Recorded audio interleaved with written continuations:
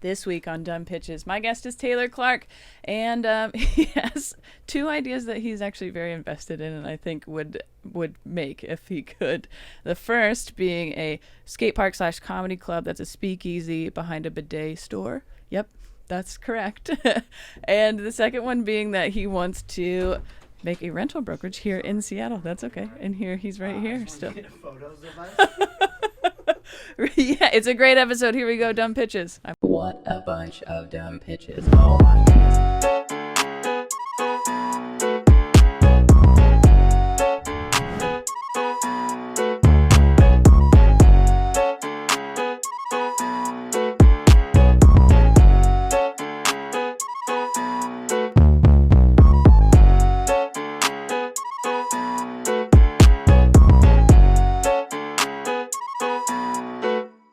Welcome to another episode of Dumb Pitches with Monica Nevi. I'm Monica Nevi, your host. This is the show where we talk to successful people about their worst ideas.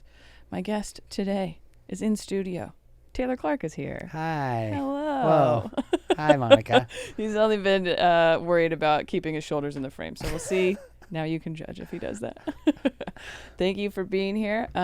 We like to start the show with your good ideas, your credits, so people know you haven't only had bad ideas.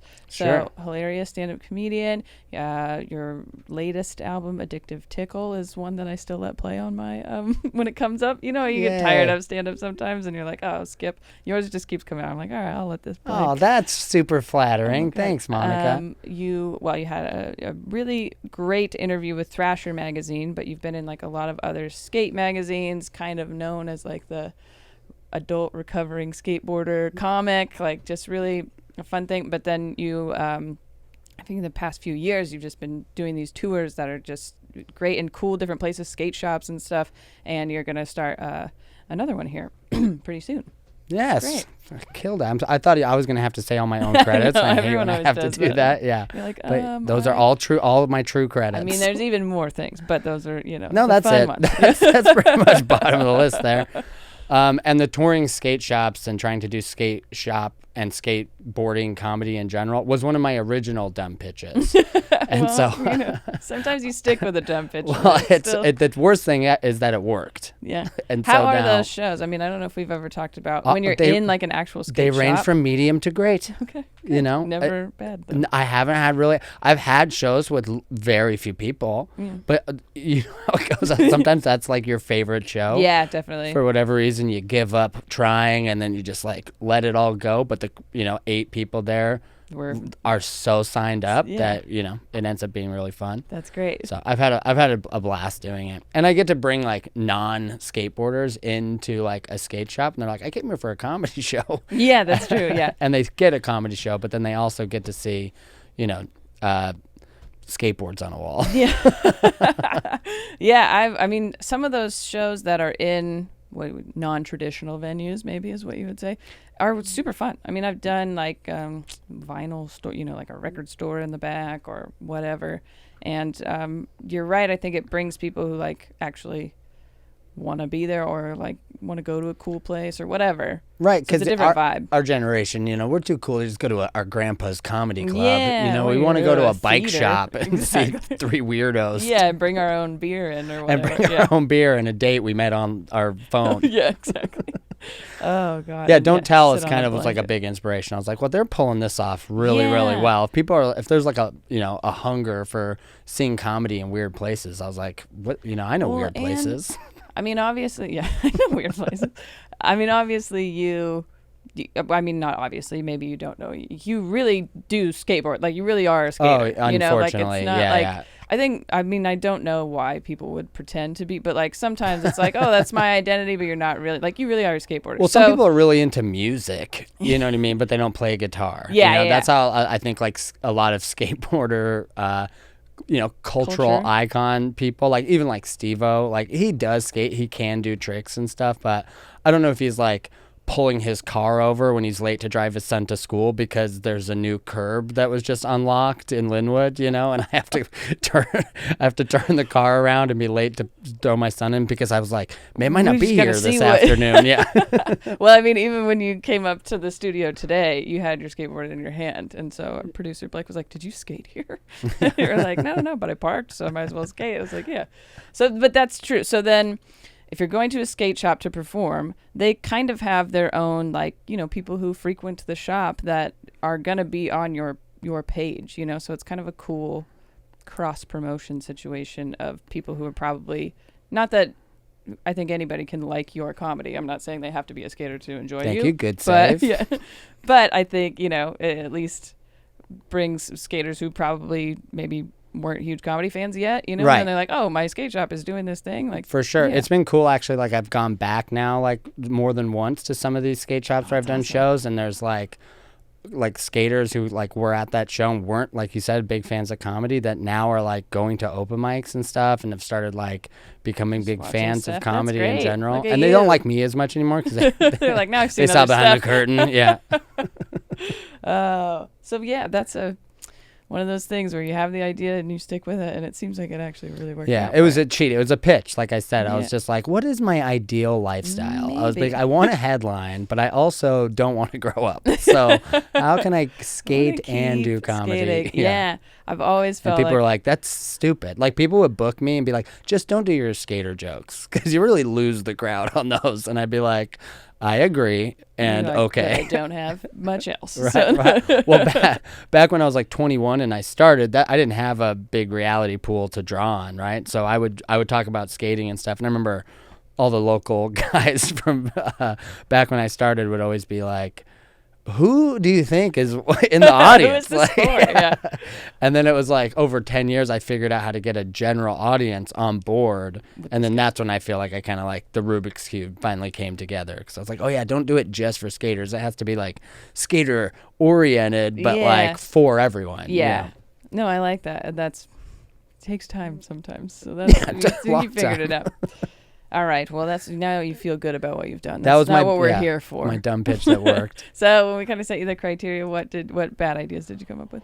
Well, the ultimate bad idea that I'm still kind of in the throes of that I have been pitching where I lose people's respect is I want to open a comedy club, right? But I also want to open a skate park. Okay. Now, neither of these ventures make money. So I thought if I combine them, it would be a really fun like mix of cultures because skateboarding could be like open during the day and then like comedy you could be open at night. I was thinking like you're doing it at the same time, but no, yeah, simultaneously. Yeah. Now that will be a show that we do eventually. That's true. I don't know. Is everyone's skating? Like the audience is skating and listening at the same time? I don't know, but the deal breaker is that I don't want it to. I want it to look like a bidet store. So the whole theme of it is that it looks like a bidet store, and it's just like a device for bidet jokes as like a storefront. This goes back to my whole like sneaky like I forget what that company is in LA that does all these like enter through a refrigerator to go to a speakeasy. Right. Which I think I've been to that one, the refrigerator one, but yeah. Right. And even like the McMinimans like whole thing is like finding the we're secret at a YMCA, bars. But it's this actually used to be a school. Right. Yeah. Yeah, this was a jail for captive insane criminals. You can spend the night in this classroom like that. Yeah. Right. Which I've done. But yeah, escape rooms, all of it. So there is this whole like. So I was like, all right, so it's a bidet store, but when you go in, if you know like the secret code or whatever, you could either go to the skate park or the comedy club. And I am not even joking because my stupid idea of doing skateboarding comedy in general worked. I'm fully believe that this eventually will be a reality. So you're invested in this. For sure. I've come to the conclusion that I have to get very rich. Yeah, it does seem like you would need a big space for this. For sure. Oh yeah, and it's got to be in a great location. Yes. The amount of macrame that I'm going to need to build the bidets outside alone, it's a hefty budget. I was going to say, I don't know if I've ever seen a bidet store, but... No, they don't exist. So there's now there's 3 things that people don't know what's going on. Of They're course, like, yeah. what is That's a why bidet it's like, store? a bidet store. I've never seen one of those. Like, I gotta go in, I was and then gonna you say, go do you in. think that's the draw? People are like, well, we have to stop and see this. For sure. Well, I mean, like, I think too. My idea is that I franchise it. Obviously, You're really, yeah. You're like, I'm way- let's skip some I'm way steps ahead. here. So I have a feeling that like people in whatever town, whoever wants to franchise one of these, what I'm calling Taze bidets, I got the producer on board. Yeah, you gotta get like. I'm looking for investors. I don't know how much this podcast studio makes, but if you want to buy into Taze bidets at the ground level, I mean, now's the time, bro. So if you started in a new town, whatever town you want to go do this in, you can theme it yourself. Okay. So I think that's where it's a device for bidet jokes, because if I like in my act I have a bidet joke, that's where it all started. As I just want to milk this one punchline that I had for a lifetime. But you open like a Flintstones themed bidet store. It's called Yabba Bidets, right? And then that's in Milwaukee, right? And then the Everett one is called Days Bidets, right? And they're all open 24 hours a bidet, 7 bidets a week. Boom. So that's my dumb pitch. But I have like legitimately, because I actually do think this is a great idea, I've had like, I used to work in real estate, so I know how to talk business to people pretty well. And so I'll have people be like, wow, well, you should like open up your own club, or like if you ever need someone to invest in, you know, opening up a club You're or a like, space or whatever. actually. I'm like, well, I'm glad you asked, sir. Let me show you my pitch. And I'll just essentially cold pitch them just like I did you. Be like, yeah, I do want to open a comedy club. And they're like, I'm listening, but it's got to be half skate park. gotta And be they're like, you're kind of the losing front me. part is a And bidet. nobody's going to know about it. And they're like, this doesn't sound good at doesn't all. seem like They're that's gonna work at Trust me, it'll work. And I just got to get rich. I really want to do it in malls, because there are all these malls that have like all this open space Yeah, in real especially estate. now. I feel like a lot Yeah. of things closed and didn't open up. When I'm on the road, I go to a mall and there's just like rows and rows nothing. of empty stores. Empty parking lot with huge, wide open, closed Searses. Yeah. J.C. Penney's are not doing well. I don't know why I'm double pluralizing everything, but yeah. But they're all struggling. So I was like, my real idea is I think these malls should just give me J.C. Penney's. You're like, actually, Like, you're not doing anything with it. Let me run a Taze Bidets well, out and of it here. does feel like it would be big enough to Perfect do size. what you want. And a lot of them have 2 levels. So you could be like comedy club up top, or, you know, skate park up below. And then that's how you could split them. But then the storefront is just like really makeshift, sketchy looking bidet store. I like everyone's like, yeah, That'd be I've never great. seen a bidet. And we store, will so- sell bidets. Like I was mean, gonna we'll say, I have, feel like you would have to. Yeah, of course. And then you'd be like, okay, with your bidet, do you want to go to the skate park or you want to go to Right. the You're comedy like, what club? are And they're these like, what secret do you have glasses to that came at the pick? bottom of my receipt? And then you put them on and you can see all the signage for the. Oh man, that's a great idea. I Ooh, just thought they of. Just really, it's very. I'm hidden good at thing. this stuff. I should be making dumb bitches full time. The problem is when I make a pitch that someone does like, it's almost once I actually have to do everything that Yeah, it you're takes to like, follow through, needed I you to be really like, blow it. No, stop. Yeah, I really blow it. I think you're onto something with like the speakeasy part of it, because people do like a secret, like you got to be the cool kid to know, but then you still need, you know, it's like with the secret show, we go, it's a Right. secret, tell everyone. You Yeah. know, like that's what it is. But so it's same kind of thing. Be like, hey, have you guys heard about the bidet store? It's actually a comedy club and a skate park. Right. Well, then I could just imagine people like walking out sweating with their skateboards and then also a bidet, like, you know, Right. like with them to go, or whatever. You got your merch from the comedy show and then also a bidet. For sure. I would just, you know, like, I've always said, like, there's bidets everywhere. I mean, like, we could just have a barrel full of squirt guns and be like, these are them. Yeah. If you have a good enough imagination, anything Right. is a bidet, sure. Yeah, right. Yeah. I mean, most bathrooms have bidets. You just Yeah. sit backwards on a sink and fucking cup your faucet with your hand. Get a little ricochet, right? You get a lot of cleanup. That's Yeah, directly you're from my like, act. I feel like just- such a you're phony right just, now. Yeah, doing talking in But bits. you No. say you listen to my album all the time. You're still laughing. Yeah. Fucking cut. It's Yeah. good. Now people No. will go check out your album. No, I mean, All but right, that, right yeah, on. of course, I hadn't thought about bidets being everywhere, but I don't hate it.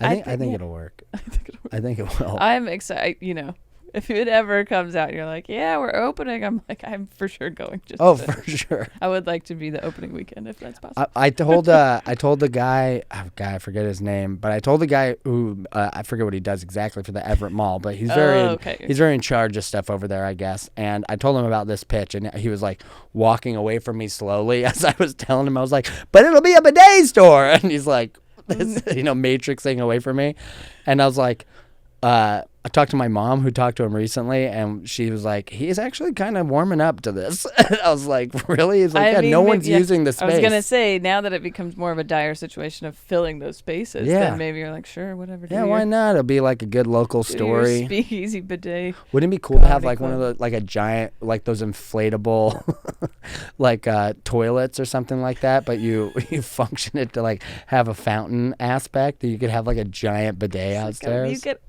Outside, you could have like just a fountain, like in the mall, but there's it'd be Everett, so there'd just be fucking, homeless people bathing in it at one point. It's only a matter of time, but that's an attraction. Of course, you gotta go see it yourself, right? You've heard about it, but yeah.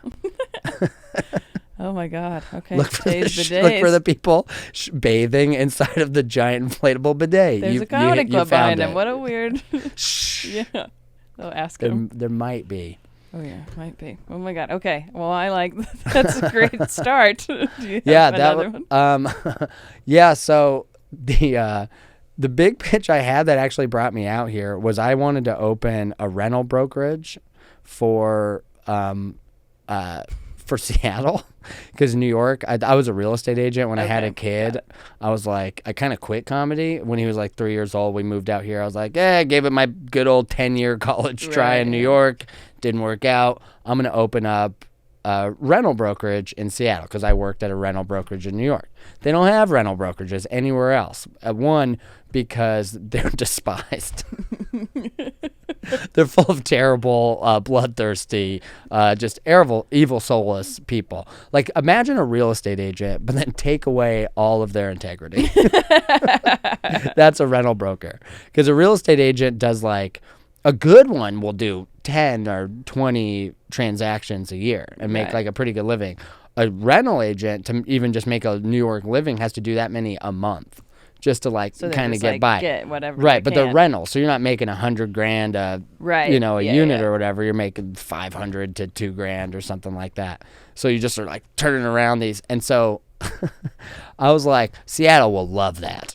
I was like, that's what they need, And because we were like anyway, so I came to Seattle and I pitched this everywhere. And I was like opening up, like getting ready to like open up an office. Really? Yeah, just to have so many people tell me it wasn't going to work.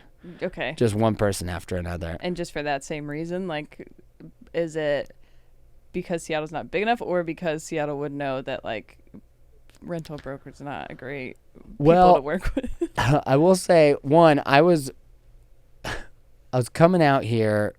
I'm a skateboarding comedian. Yeah.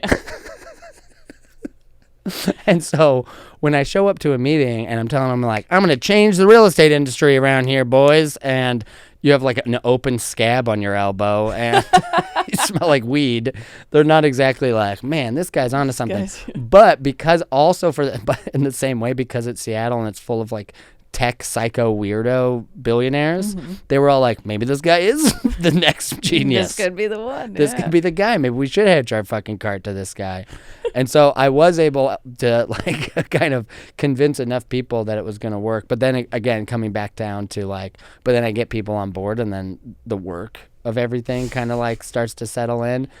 I also had, it's a long story. I had like my partners in New York were kind of fucking me over at the time. And were you wanting to still work with them here kind of thing, or? Well, I was, like my idea was I was going to open up my own office under their brand. Got it, okay. Because they had like good technology and a good brand or whatever. And I didn't want to have to put in all that work into a website and an app and all this technology. The and work it's stuff. So yeah, all the work stuff. So I was like, you guys run the tech. I'll just go out there and fucking sell the shit out of this.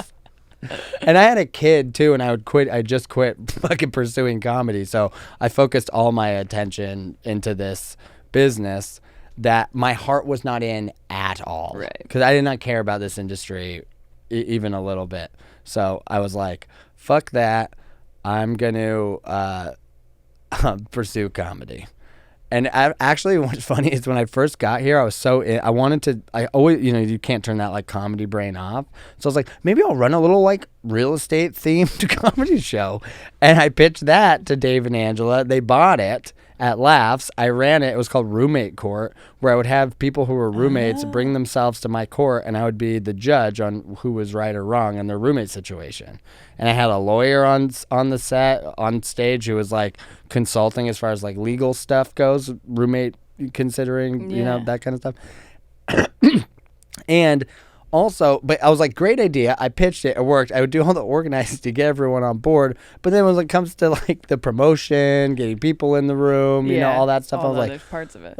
Can it just be successful now? Yeah, that is the hardest. I did like 3 of them or Such a something. And I was slow like, burn. yeah. I know. Mm-hmm. I mean, even with podcasts and stuff, you're like, oh, I got to keep doing it. No. I know. I love this. Thank you for listening. Yeah, of course. I wouldn't do it. I mean, this is what we all do it for, because I got into comedy because I want to be a full-time video editor. Yeah. I want to do nothing but copyright learn all about of my audio. language all the time. Yeah.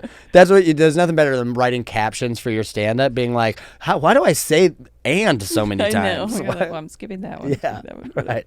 It's so annoying. So yeah, I want to run websites. I want to upload videos to YouTube. I want to video edit. I want to. You know what I love? Why I got into comedy? The main thing: emailing. Nothing but emailing. It turns out if you're funny, you're also addicted to sending emails. You know what I love the most about comedy, and really probably what got me into it, is not having people respond to my emails. That's why I got into it. So I like to send an email to no one, really. I've never had a problem with this because I come from real estate. As soon as I realized that, I was like, oh, you just got to send emails to people? So do they just, just sending them is okay. Oh, got it. well... I thought you were like, they always respond to me. No. That would be insane if that was my well, comeback. because then I was like, and do they just say no then? I've never had a problem. Monica, they don't get back to you? Because I've never... Just the only person in comedy is like, yeah, everyone responds to me. Oh my God. Yeah, everyone. They just say, no, we're not going to have you. 5 minutes. They do respond. 5 minutes. Within 5 minutes of my send, it is... all of these dates work. When they get back to me, Monica, you pick which one works best for you. And they're like, you can come for all of these. I love sending my avails, and then they come back with a date that was not on that list. That's so consistent. Great, it's so crazy how consistent that is. God. I love the like no reply for a year, and then they're like, are you free tomorrow? Yeah. And you're like, I am. Yeah. I'll be there. But don't get used to this because I could have been busy. Oh God. Anyways, yes, there's other parts of all of it. I mean, both of these ideas you would have to. Stand-up comedy is a pretty dumb pitch. Oh God, the dumbest. Really though. It really you're gonna is. spend.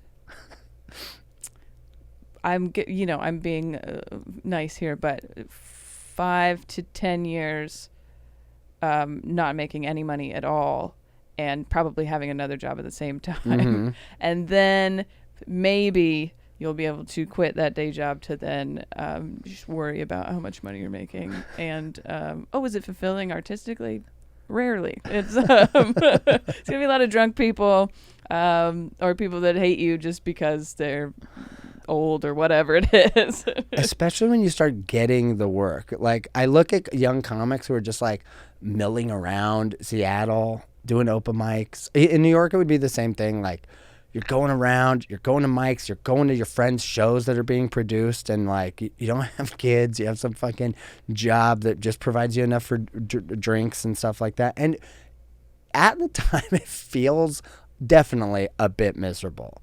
But in hindsight, you're like, it's fulfilling artistically. It kind of really is at its most, because there's no expectations, there's no standards. You're not getting paid. Well, so and it's really all for you. That's the time when you can really say whatever you want. Right. Whether it's good or not is irrelevant. Right. But there's no one. It is irrelevant. If you're just doing open mics and little book shows, no one's really policing you in any way, let alone the audience, because you're out of there quickly. But once you start headlining, a lot of people start, oh, this is what I think you should do. Don't do your skateboard stuff, whatever, that thing. And so it really kind of... Or featuring or hosting. I mean, when you start getting paid work, period, you have to start putting kind of guardrails around your sets, the bumpers up, And ideally, you've constructed enough material or an act that you can do that meets those guardrails that doesn't sacrifice any of your like creative integrity. Yeah, but it's pretty hard to do that. I mean, in any way. Obviously,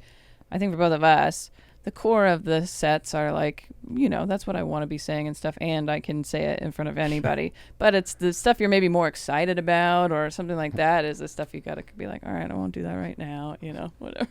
Yes, for sure. That's kind of how I look. When you're young, though, you only have so much material. Right. That's why I think it's so funny about younger comics who are like, you can't tell me what to say on stage. And because I won't have any you're time. stifling my, because then I've only got 3 minutes. Yeah, exactly. If I leave out all the fucking anti-women stuff, then I'm just left with Serial. People can't just listen to Serial. That's so funny because I remember seeing all the arguments when you first start stand-up. That's the one thing about starting stand-up. You think you know a lot more than you do. Because it's still something that you've seen before, or there's famous people who do it and you understand that like that's a thing, but there's so much more to the background that you don't know. That when like there's these arguments that always happen with newer people, and it is how you should dress on stage and being clean or not. And there's a lot of new comics, no matter when it is, that are like, oh, you shouldn't have to be clean. It doesn't make it funnier. Why am I catering to people who are offended easily? Don't come to a show or whatever. Or I can wear shorts on stage. Who cares? That's not going to make it, whatever. Which, fine arguments. But if you want to work, you have to compromise those things. You just have to. I mean, I guess it's part of the like, when I was young, I definitely would have been the first to like be 5 beers in telling some headliner, you know what I mean? That like, I'm going to do it my way. Yeah, these cargo shorts. But especially now, I don't look at any of that stuff as a hindrance. In fact, it's like all the times I've had to like jump a hurdle or rearrange something to suit a certain set or whatever, it's better usually. Like it does make, not maybe the joke doesn't get like permanently better, but I get better at comedy for having to like move and bob and weave to suit a specific show. I think or the something thing that like never changes, and this is part of the bad idea that you don't realize is happening, is that never goes away. Like I think even when you're in whatever, let's say you're selling out arenas, depending on where you are, is still different, and you're going to be like, well, that didn't go the way that I wanted. That went differently in New York than it did in Milwaukee. Why, or what can I change about that to fit? Because no matter what, you're still performing for them, and they're going to tell you what they want. Like that's what it ends up being. So when you have the ability to go, oh, okay, I do need to be clean for this, or I shouldn't talk about this, or whatever, then you're just more versatile. Yeah, ideally, and that's what you want to kill, don't you? Yeah. So when someone's like, "Hey, you got to do clean," and if you're like, "No, I'm going to do it my way," it's like, do it my you way, want so a I bomb? Yeah. I do always think that because sometimes people will be like, "Oh yeah, do whatever you want. Yeah, they're cool," and then you look at the audience and you're like, "No, they're not. Like I know they're not gonna like that, so I'm gonna be clean anyways, or whatever, because I know what I'm looking at." And we had Alvin Williams on this show, and he was like, "Oh, audience, our job is possible because people are predictable. You can look at an audience now because we've performed for so many different types of audiences and go, okay, I know what they want or what they don't want, or or you listen to them for a second with the opening comics and you're like, that's always mine. And I have a few jokes I kind of like throw out there as testers or whatever, but I don't know, maybe I'm just doing comedy for a long time now, or I'm just getting older or whatever. But now I look into a crowd and I'm like, look at all these blue hairs. Look at this retirement home. And I'm like, they're 4 years older than me. You know what I mean? They're like bald. They have a defibrillator standing next to them. And I'm like, look at this guy. He's like, I'm 42. I'm like, oh my God.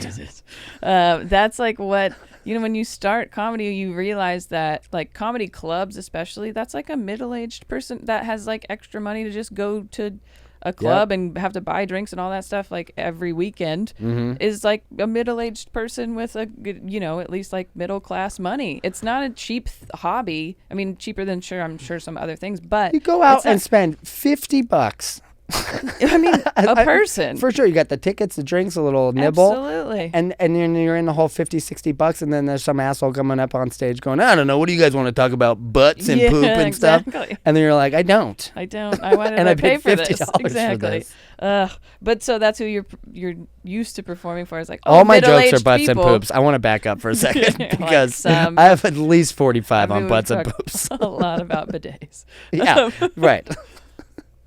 When I first started, I was 20, so it's like middle-aged was like, oh yeah, they're a lot older than me. I kind of have to cater to them a bit. Mm-hmm. And now I'm like, oh, middle age is what I am getting to, you know? So Sure. it's like, well, I don't, like, obviously I cater a bit differently because now that audience that I was playing for is like 60. They're in bed already. So Uh-huh. the audience is closer to our age at the moment. And then eventually they're going to be younger than us.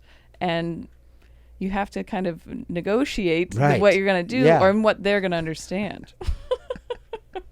Oh, what a stupid. I always whatever. kind of like I guess it always changes. look at it like, I mean, definitely you kind of bob and weave. You're like, okay, I want to be able to relate to this crowd or that crowd. But a lot of the times, like, you get a joke and then it's more like, all right, how do I get this to work for these people Yeah. and these people? Yes, Like, I that's- don't. I mean, and that's I the want ideal, this I think, idea and yeah. this joke to be like hitting everybody. And so when you finally like crack that code, where you're like, all right, the young people get it, but the old people hate it, and then you're like, all right, now I got them to like it, but now I lost the young people, and then Yeah. you go, where is the Venn diagram of Which this is joke? those are the jokes that Where feel it's the best. all When crossover. everybody Yeah. is enjoying it. You're like, oh, that's the good one. That's the one that's what it's supposed to be. Which takes too long and you don't make enough money, so it's a terrible idea. Yeah, that's the thing. And now you got to turn around a new hour every couple. I've been thinking about that because it took me like 2 years. I'm about to record a special, and I'm like, all right, I'm right there. You know what I mean? Like the hour is like pretty much there, but I'm like, man, and if I did this for 2 more years, like it would be fire. Yeah. And now I have to it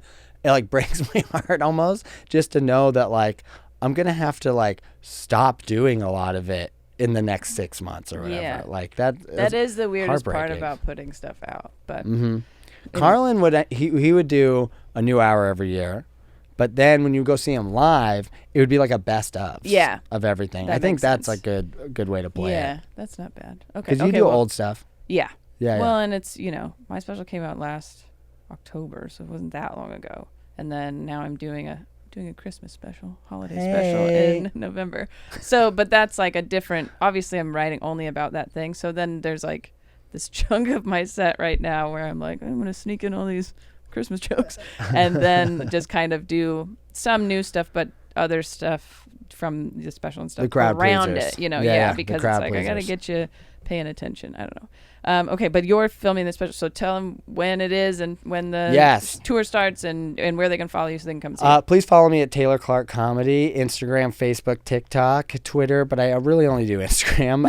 So appreciate you out there, all my Twitter followers, all 24 of you, however many there are, and pretty active on YouTube too. But yeah, follow me. I'm doing a tour all month of July, pretty much down the West Coast, Washington, California, Oregon. I'm probably coming to your town. And my special is September 22nd at the historic Everett Theater. Day before my birthday, I have another kid on the way. Please support me. I need all of your support and money. But I love you guys. Thanks so much for having me. Monica, this was fun. Good. I like Yeah. this podcast Thanks. too. I do listen to it. Well, I appreciate that and even more. That was great. Yeah, so definitely follow Taylor. Go be a part of a special. That's so fun to be in a live audience when they're recording a special. I think it's really a fun thing. And I'm doing special things. There will be like Oh, special different. things. I'm Nice. doing. Well, and that theater is Surprises. great. So it'll be a good experience if you can get up there. And I don't have a show that night that would, you'd come to instead. So, but if you're watching us on YouTube, make sure you subscribe. Join our YouTube memberships. We have behind the scenes episodes. You get these episodes a day early, things like that. If you're listening on an app, rate, review, subscribe, do all the things. But right now, you can just keep watching Dumb Pitches. Yay.